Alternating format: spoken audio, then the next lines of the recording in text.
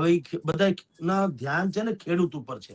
આમ આદમી પાર્ટી, કોંગ્રેસ અને આ રાજુ કરપડા જેવા અપક્ષ, અત્યારે અપક્ષ, પછી કોઈ પક્ષમાં જાય જુદી વાત છે, પણ આ બધા કિસાન કિસાન કિસાન. કોઈને હરામ બરોબર કિસાન ઉપર પ્રેમ હોય તો, પણ આને સહેલાઈથી પોતાનામાં ઢાળી શકાય.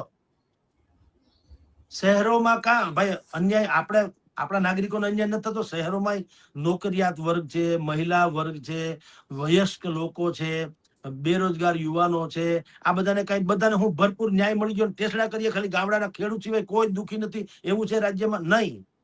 પણ આપણે બધા તથાકથિત રીતે ગણો તો પણ એવા તો શિક્ષિત છીએ જ કે આપણને કોઈ ઉલ્લુ ન બને. આપણે ધારીએ અને મત આપીએ, પછી ભલે આપણા મત ખોટી જગ્યાએ આપણે નક્કી કર્યું તો ખોટી જગ્યાએ, પણ આપણને તમે મને કયો એવું હું મત આપી દઉં એવું નથી માનવામાં આવતું. આપણી ખુદની એક વિચાર સરણી તો હોય જ છે.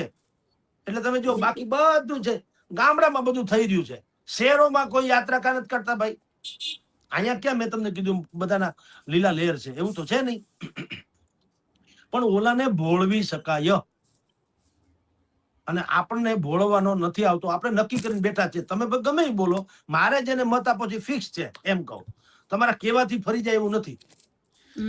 એટલે એપ્રિલ મે મહિનામાં જે ચૂંટણી છે મેં તમને કીધું, એટલે એને સેમીફાઇનલ ગણવામાં આવે. સરકાર એને લિટમસ ટેસ્ટ તરીકે લેશે અત્યારની સરકાર, કે આમાં જોઈએ શું પરિણામ આવે છે. આપણી ફેવર ના આવે તો શાંતિ, ન આવે તો એલર્ટ.